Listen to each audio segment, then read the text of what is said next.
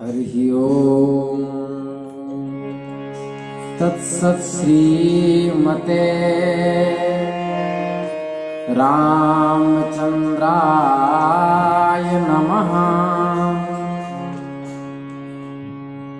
श्रीमते रामानंदाचार्याय नमः।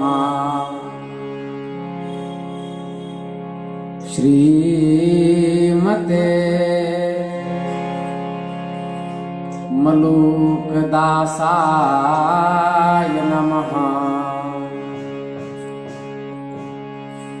सीतानाथ समारंभाम् श्रीरामानंदार्य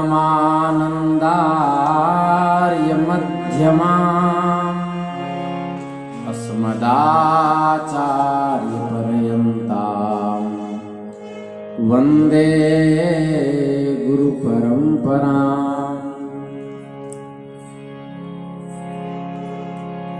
रामाय रामभद्राय रामचंद्राय वेधसे रघुनाथाय नाथाय सीताया पतये नमः।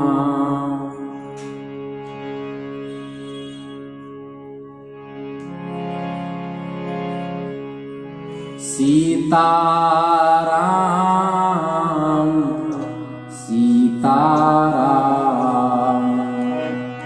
सीताराम जय सीताराम सीताराम सीताराम सीताराम जय सीताराम सीताराम सीताराम सीताराम जय सीताराम सीताराम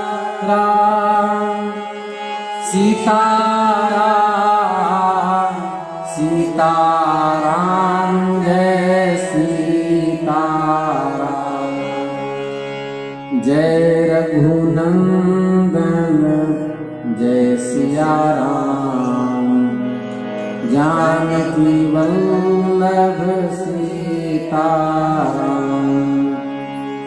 सीताराम सीताराम सीताराम जय सीताराम। श्री वृंदावन बिहारी लाल की जय। नमः पार्वती पतये हर हर महादेव। अनंत कोटि ब्रह्मांड नायक सर्वैश्वर्य परात्पर परब्रह्म निखिल हेय प्रत्यनीक दिव्यानंत कल्याण गुणगण निलय भगवान श्री हरि की असीम अनुकंपा से हम आप सब इस विशुद्ध सत्संग मंडप में बैठकर मनुष्य जन्म धारण करने का सर्वोत्कृष्ट साधन सत्संग श्री चैतन्य महाप्रभु के पवित्रतम चरित्र के माध्यम से प्राप्त कर रहे हैं।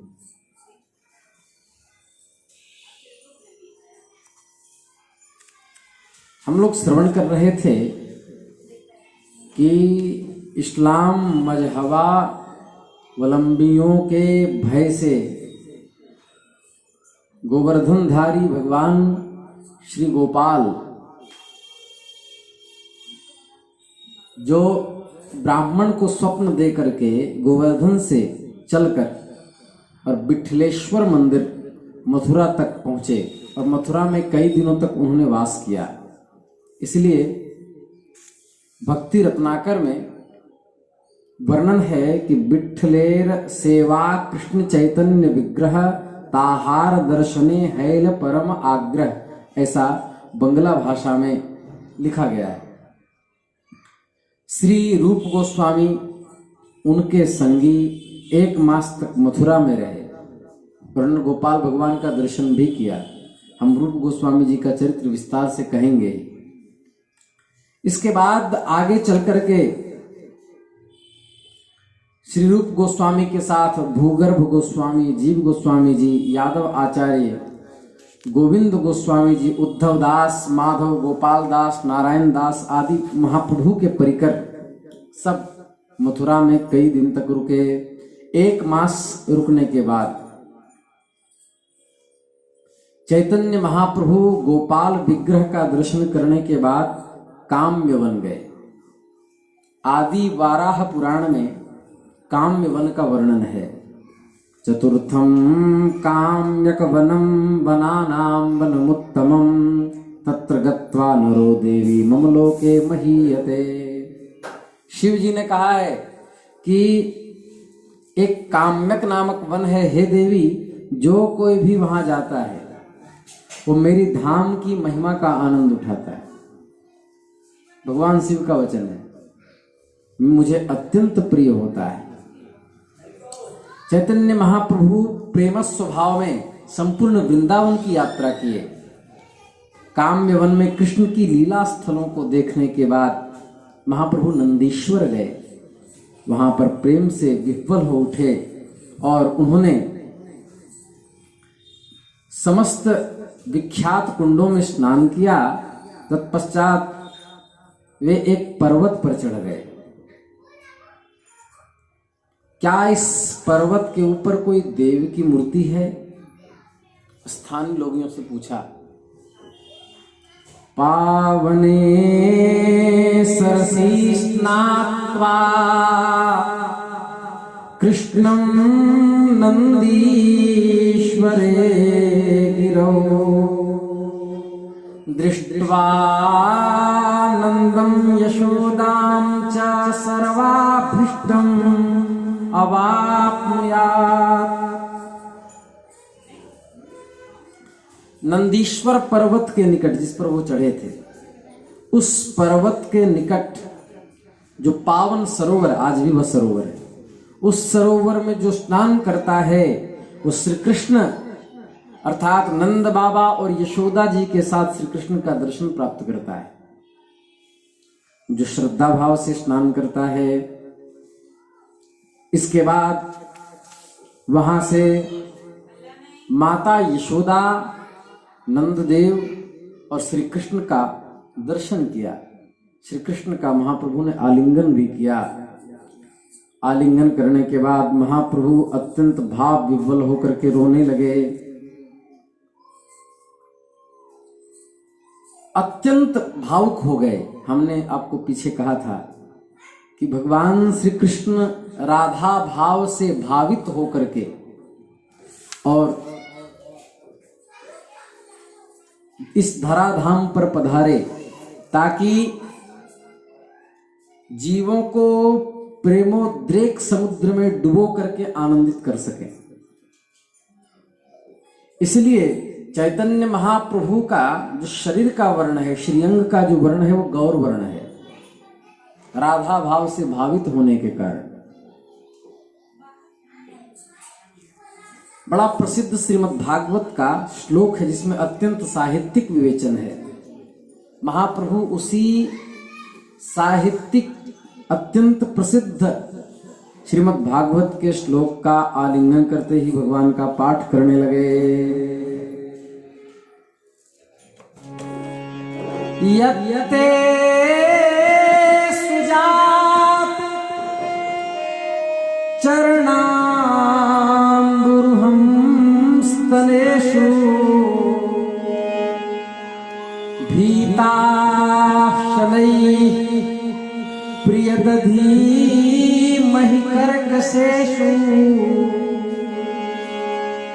तेना टवीमटसितं व्यथतेन किंस्वित् कुरुपादिभिर्भ्रमति धीर्भवदायुषां नः कुरुपादिभिर्भ्रमति धीर्भवदायुषां नः।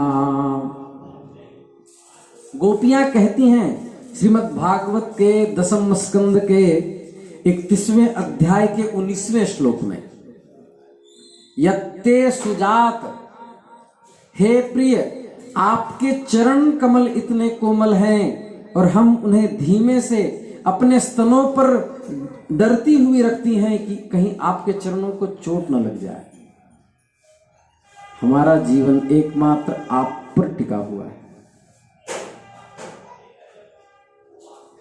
जब आप जंगल के मार्ग में घूमते हैं तो हम गोपियां सिसक सिसक कर रोती हैं कि कहीं आपके पांव छिल न जाएं। हे भगवान, आप हमें छोड़कर कहां चले गए? ये गोपिकाओं ने रास मंडल से अंतर्ध्यान होने पर श्री कृष्ण से प्रार्थना की। जयति तेधिकम जन्मनाव्रज श्रयत इंदिरा शश्वदत्र ही। इसी श्लोक का पाठ महाप्रभु करने लगे।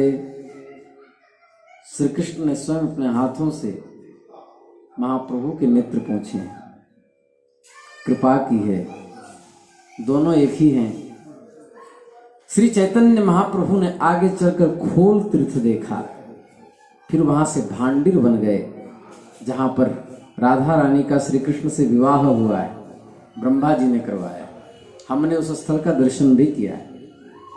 वहां पर एक बहुत सुंदर मंदिर है भगवती लक्ष्मी का, जो पद्मासन में बैठकर आज भी तप कर रही हैं रासमंडल में प्रवेश पाने के लिए। अभी तक उनका प्रवेश नहीं हुआ है। रासमंडल में प्रवेश पाने के लिए भगवती महालक्ष्मी स्वयं तप कर रही हैं भांडिर वन में।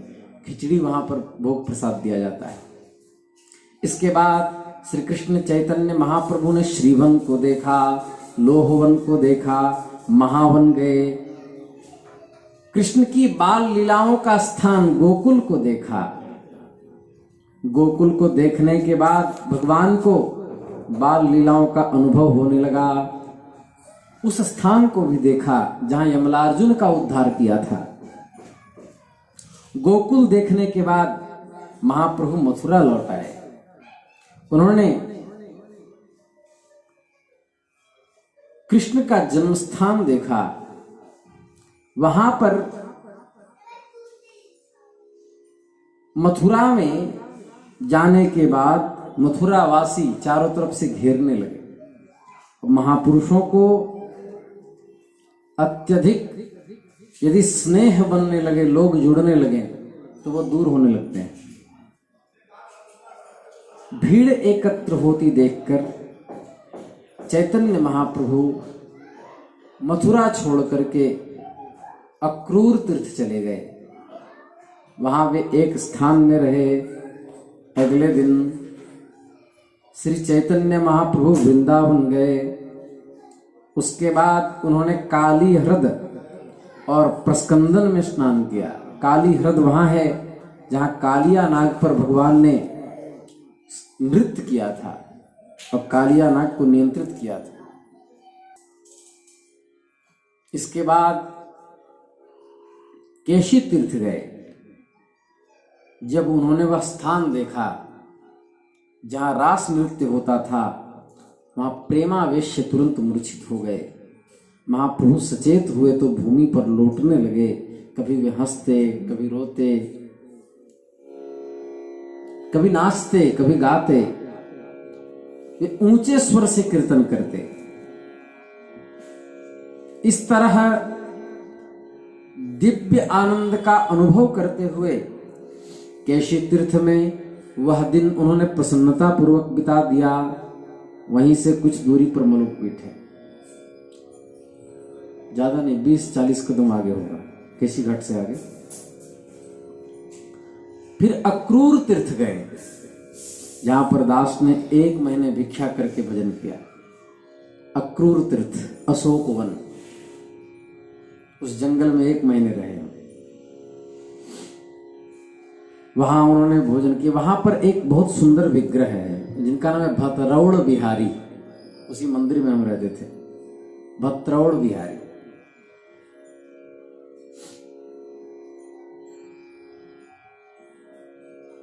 ग्यारह साल इस घटना को हो रहे होंगे। 8 साल तो हमको यहीं हो गया। 2013 या 12 की बात है। हम वहां रहते थे। भत्रोड़ बिहारी वो हैं। बड़े महाराज जी एक दिन सुदामा कुटी में उनका चरित्र कह रहे थे, तो एक बालक आया और महाराज जी के गोद में आकर बैठ गया।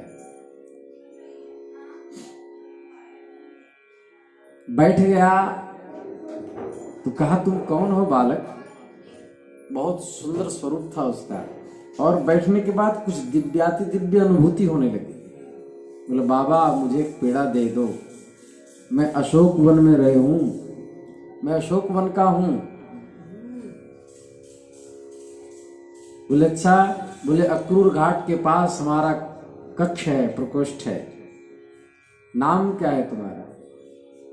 बोले, मुझे लोग भतुआ बिहारी कहते हैं। मैंने पूरा नाम साफ साफ नहीं लिया उन्होंने, मुझे बिहारी कहते हैं। उन्होंने सोचा कोई होगा, कोई ब्रज का छोरा होगा।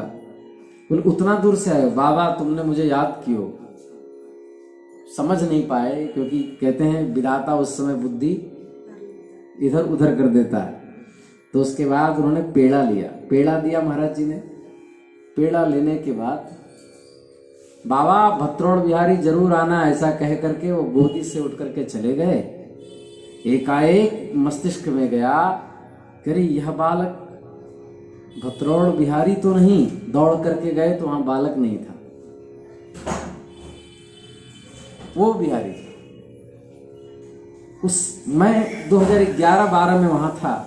वहां एक पुजारी जी हैं, नाम शायद अमरनाथ, उनका अमरनाथ दास है। नौका वाले बाबा जी के शिष्य हैं, देवराहा बाबा की परंपरा है। उस नाव से उन्होंने भारत की पूरी परिक्रमा की थी, नदी नदियों को। उनके शिष्य हैं, पुजारी जी हैं। ऊपर हम भी ठाकुर जी की सेवा में थे। तो उन्होंने अपने मुख से बताया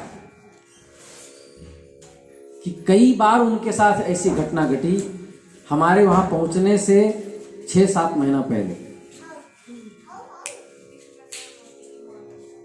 घटना घटी। यह क्या घटना? अर्थात भगवान ने लीला की। जब भोग बना करके, वहां चारों तरफ जंगल ही है, छत से पूरा यमुना जी दिखती हैं, दूर से पूरा जंगल दिखता है, और लगभग 6 किलोमीटर तक जंगल है। वहां से लेके मथुरा तक जंगल ही जुड़ा हुआ है। उस तरफ पगला बाबा मंदिर, इस तरफ। तो उन्होंने कहा कि हम भोग लगा करके दाल चावल रोटी सब्जी लगा, मैं वहां उपस्थित था।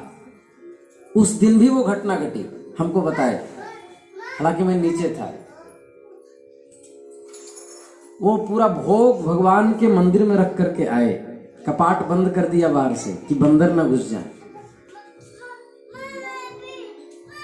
कपाट अपने आप खुल गया, कपाट अपने आप खुल गया। बोले, पुजारी जी को लगा, और उस दिन मैं नीचे ही था, मंदिर के ऊपर की घटना है, ध्यान से सुनना। कपाट अपने आप खुल गया, और खुलने के बाद पुजारी जी को लगा कि कहीं ठाकुर जी बाहर तो नहीं निकल गए। उसी समय, जैसे देखो जो ठाकुर जी की या माताएं जो पहनती हैं, जिसमें पत्थर आदि लगे होते हैं, उस पर सूर्य की रोशनी जब पड़ती है तो एक चमक सी उठती है, और दीवार पे चमकता है। तो उसी तरह एक इंद्रधनुष सा बना और चमका वस्त्र। ऐसा लगा कि बिहारी जी उठ करके झांक रहे हैं। बोले, मैं सन्न रह गया। मंदिर का कपाट साफ खुला हुआ था, और मैं मंदिर के प्रांगण में गया, ठाकुर जी का विग्रह नहीं था वहां। और उस तरफ बाएं कक्ष की ओर झुक करके, वो जो दलान होता है उस पर हाथ रख के जैसे कोई बैठे तो उसकी छाया बनती है, तो हल्की हल्की छाया आ रही थी, शरीर पर जो प्रकाश पड़ रहा था। बोले, आप नीचे थे महाराज? मैं उसमें नीचे बैठा हुआ था। बोले, उस जो मोती थी, जो पत्थर आदि लगे होते हैं, उस पर जो सूर्य की रोशनी पड़ रही थी, उससे झलमलाता हुआ एक तस्वीर बन रहा था दीवार के ऊपर। बोले, मेरी हिम्मत नहीं हुई कि मैं पीछे से जाकर के पूछूं कि आप कौन हैं, लेकिन मंदिर में विग्रह नहीं था। इस दृश्य को देख करके मैं ठिठक के रह गया, मुझे कुछ समझ में ही नहीं आया। मेरी हिम्मत नहीं हुई, पांव झनझनाने लगा। मैं ना आगे बढ़ पा रहा था ना पीछे जा पा रहा था, मैं स्तब्ध था। और उसके कुछ ही क्षण के बाद मुझे चक्कर सा आया। और उसके बाद मुझे ध्यान है कि मैं जब नेत्र खोला तो फिर से कपाट उपाट सब बंद थे। ये आंखों देखी घटना पुजारी जी की। और फिर हमको उन्होंने आवाज दी, मैं ऊपर गया, उन्होंने सारी बातें हमको बताई। मैं आश्चर्यचकित हो गया। मैंने कहा ये भाग्य मुझे क्यों न मिले। और पुजारी जी से मैंने कहा, पुजारी जी आपने एक गलती कर दी, आपको दौड़ करके केवल चरण पकड़ लेने थे,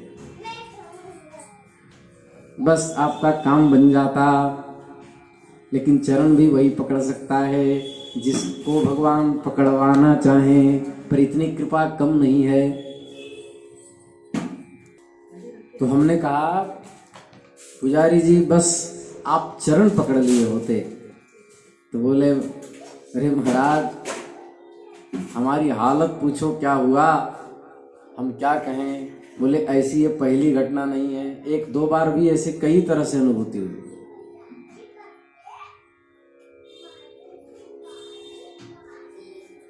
और वहां पर मेरी अनुभूति है, मेरी निजी अनुभूति। हम लोग जब प्रातः काल सुबह उठ करके जब आरती में खड़े होते थे भगवान के, तो जब ये प्रार्थना करते थे तो ऐसा लगता था कि विग्रह पलकें झपका रही है, ऐसी अनुभूति होती थी।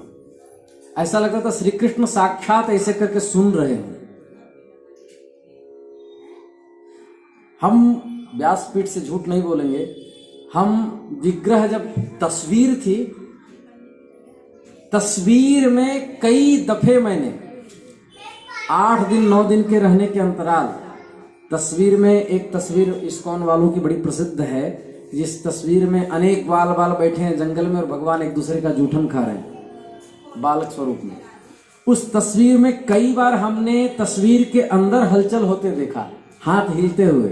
फिर मुझे लगा कि मेरा भ्रम तो नहीं। मैंने अपने नेत्रों से देखा आरती होते समय, जब ये आरती करते थे, अच्युतम केशवम राम नारायणम कृष्ण दामोदरम वासुदेवम हरि श्रीधरम माधवम गोपिका वल्लभम जानकी नायकम श्री रामचंद्रम भजे।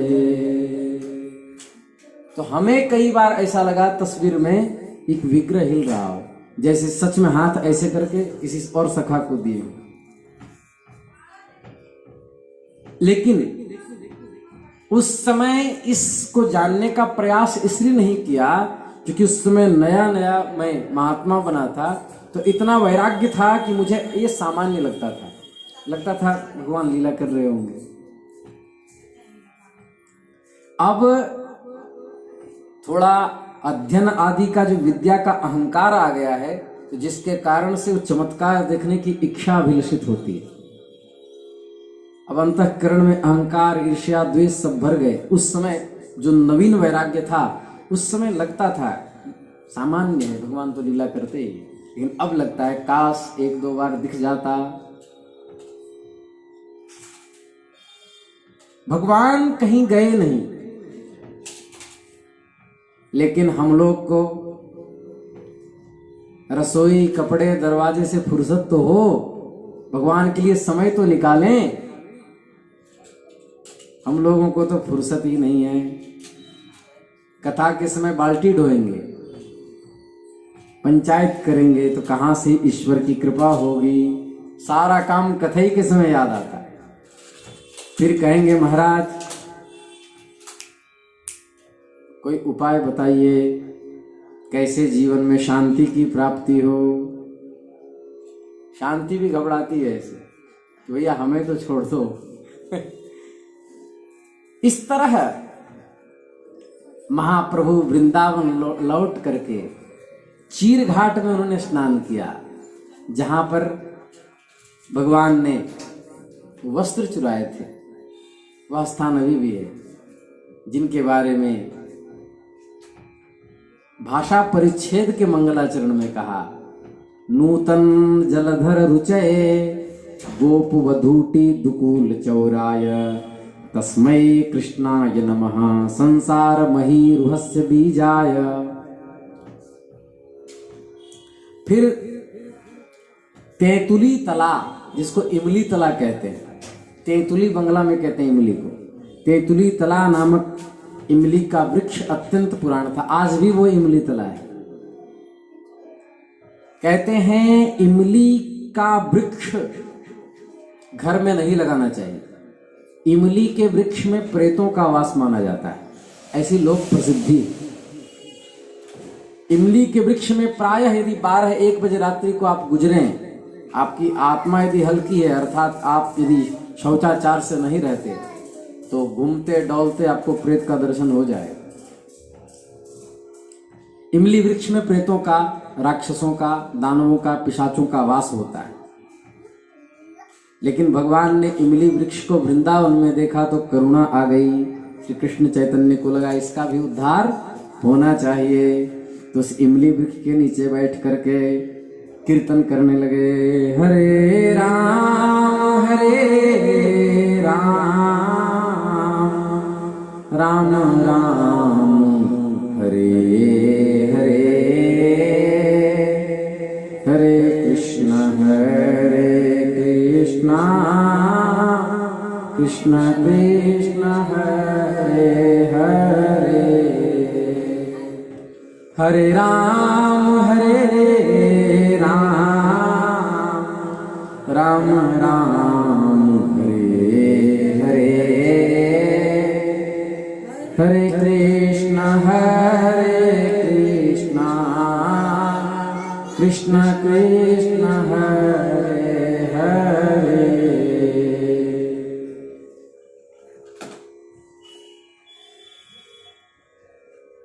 श्री चैतन्य महाप्रभु नाम संकीर्तन करते, उस वृक्ष को सुनाते रहते। इन्हीं को कहते हैं संत हृदय नवनीत समाना, कहा कविन पर कहे न जाना। केवल जीव ही नहीं, अर्थात मनुष्य ही नहीं, वृक्षों के प्रति भी जिनका वात्सल्य हो, उन्हें महापुरुष कहते हैं। इसके बाद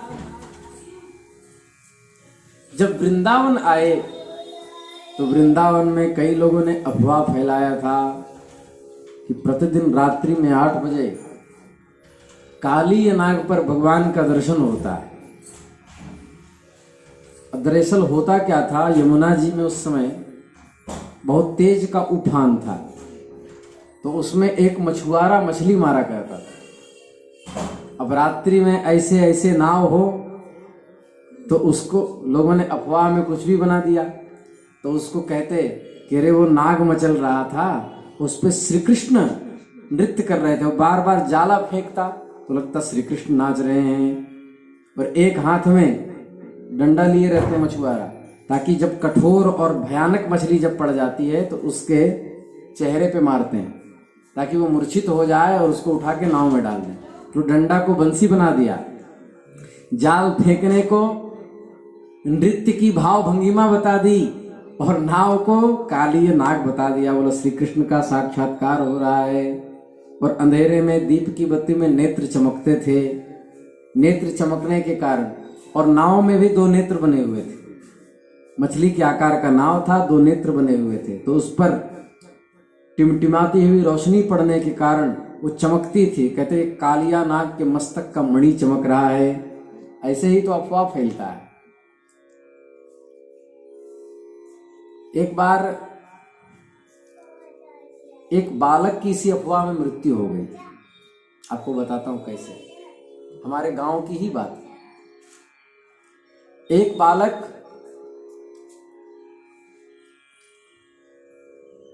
स्नान करने गया, शूद्र जाति का, चर्मकार जाति का, स्नान करने गया। उनके पिता का नाम महादेव है। वो स्नान करने गया तो बाल्टी रखा, बाल्टी का जब पानी भरा तो उसका पैर फिसला, वो कुएं में गिर गया। और उस समय पूरे गांव में हल्ला था कि बच्चा पकड़ने वाले ले जाते हैं, किडनी निकाल लेते हैं, फेफड़ा निकाल लेते हैं, बेच देते हैं और बच्चे मर जाते हैं। और गांव में कोई ऐसी घटना नहीं घटी थी दूर दूर तक, बस एक दूसरे के कान बज रहे थे। कोई कहे तो पूछो कहाँ हुआ, बोले अमुक अमुक के घर हुआ, उसके आसपास। वहां पूछो, बोले नहीं यहाँ की बात नहीं है, वो अगले गांव की बात है। ऐसे कम से कम आप 50 किलोमीटर चले जाओ, कहीं घटना ही नहीं हुई। तो जिस माता पिता को उस कुआं के पास जाकर बालक को देखना चाहिए था, वो बच्चा पकड़ के ले गया। उसका अन्वेषण करते करते खेतों में ढूंढ रहे थे कि कोई अनजान व्यक्ति के साथ मेरा बच्चा तो नहीं चला गया। तब तक ये पर्याप्त बाबू साहब पानी पी लिए थे। जब सबका दिमाग गया, अरे तो नहाने गया था, जब उसको निकाला तो वो शरीर को त्याग कर चुका था, शरीर का त्याग कर चुका था, उसकी मृत्यु हो गई थी। हम लोगों ने अपने आंखों से देखा। इसलिए अफवाहें कई बार जान ले लेती। तो यहां भी अफवाह फैला हुआ था। तो बलभद्र भट्टाचार्य जो महाप्रभु के साथ थे, महाप्रभु से उन्होंने रात्रि में कहा, भगवान हम भी श्री कृष्ण का दर्शन कराएं। हमने सुना है कि काली दह पर भगवान का दर्शन होता है।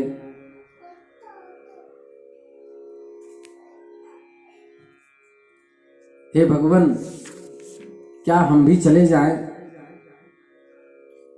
तो महाप्रभु ने कहा, तुम विद्वान होकर अन्य मूर्खों की बातों में आकर मूर्ख बन रहे हो। भला कलयुग में कृष्ण क्यों प्रकट होने लगे?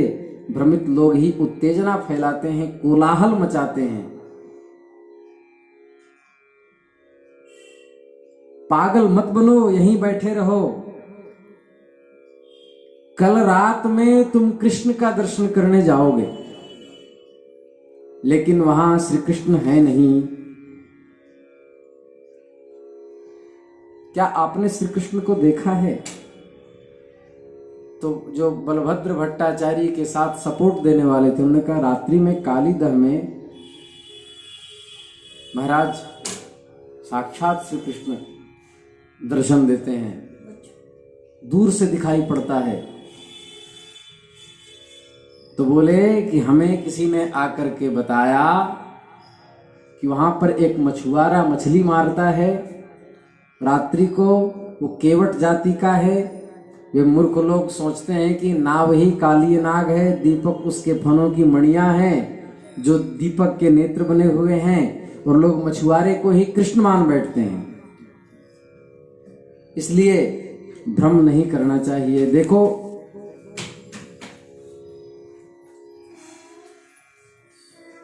तुमने कृष्ण को प्रत्यक्ष कहीं देखा है? तो लोगों ने अब कहा कि आप सन्यासी हैं, इसलिए आप चलते फिरते कृष्ण हैं। अब मुझे समझ में आ गया, वहां जाने की कोई आवश्यकता नहीं। उन्होंने सोचा कि कहीं हमारा महाप्रभु खंडन न कर दें। बोले, दंड ग्रहण मात्रेण नरो नारायणो भवेत्। जो दंड धारण कर लेते हैं, कल स्वामी जी आए थे, जो दंड धारण कर लेते हैं, वो दंड धारण करने के बाद नर ही नारायण हो जाता है। महाप्रभु ने दोनों कान पे हाथ रख लिए, कहा, विष्णु विष्णु, मुझे भगवान मत कहो। जीव कभी भी कृष्ण नहीं बन सकता। अब यहां पर उन्होंने अद्वैत तत्व का खंडन किया है, अद्वैत वेदांत का खंडन किया है। ऐसी बात कभी मत कहना। इस बात को हम कल कहेंगे। क्यों? क्योंकि यह वेदांत का विषय है, हम विस्तार से कहेंगे। आज हमको लीला का स्पर्श करना था। भद्रोड़ बिहारी भगवान की जय। वृंदावन का दर्शन किया। कल हम लोग वेदांत तत्व के कुछ महत्वपूर्ण तथ्यों पर विचार करेंगे, जिसमें अद्वैत वेदांत मानने वाले जो भक्त हैं, जो अद्वैत वेदांत को प्रमाण मान करके अपने जीवन को प्रमाणित कर रहे हैं, और जो विशिष्टाद्वैत को मान करके प्रमाणित करे दोनों में भेद क्या है, उस भेदात्मक विवेचन को हम कल कहेंगे। श्री वृंदावन बिहारी लाल की जय। मुझे चरणों में ले लो गिरधारी, मुझे चरणों में ले लो गिरधारी। गिरधारी हम लाख ठोकरें खाए, गिरधारी हम लाख ठोकरें खाए। अब शरण तिहारी गिरधारी, अब शरण तिहारी गिरधारी, मुझे चरणों में ले लो गिरधारी, मुझे चरणों में ले लो गिरधारी, मुझे चरणों में ले लो गिरधारी, मुझे चरणों में ले लो गिरधारी। गिरधारी कलयुग बहुत तंग करत है, गिरधारी कलयुग बहुत तंग करत है। अब तुम्हारी बारी गिरधारी, मुझे चरणों में ले लो गिरधारी, मुझे चरणों में ले लो गिरधारी। नमः पार्वती पतये हर हर महादेव।